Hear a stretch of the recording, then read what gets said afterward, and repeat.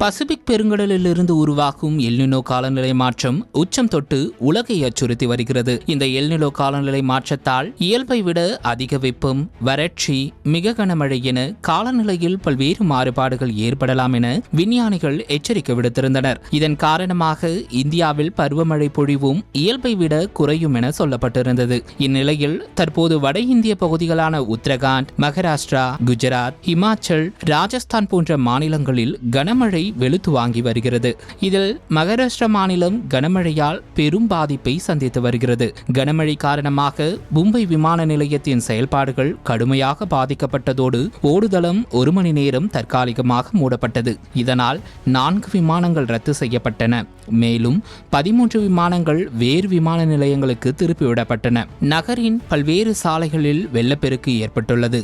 ஆங்காங்கே மண் சரிவு ஏற்பட்டும் மரங்கள் முறிந்து விழுந்தும் போக்குவரத்து தடைப்பட்டுள்ளது. நேற்று இரவு பெய்த கனமழையில் மான்கோர்டு ஜனதா நகர் பகுதியில் 4 மாடி கட்டிடம் இடிந்து விழுந்தது.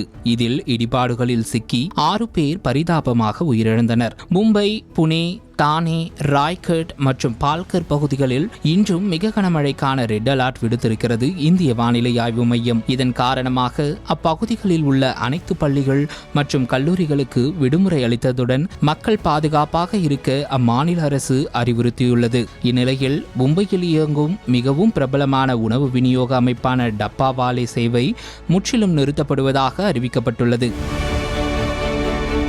தொடர்ந்து பெய்து வரும் கனமழையால் ஏற்கனவே மும்பையில் போக்குவரத்து சேவை பாதிக்கப்பட்டுள்ள நிலையில் தற்போது மும்பை புனே ரயில் வழித்தடத்தில் மண் சரிவு ஏற்பட்டு ரயில் போக்குவரத்தும் பாதிக்கப்பட்டு மும்பை நகரம் முற்றிலும் முடங்கியுள்ளதாக தகவல்கள் வெளியாகியிருக்கின்றன.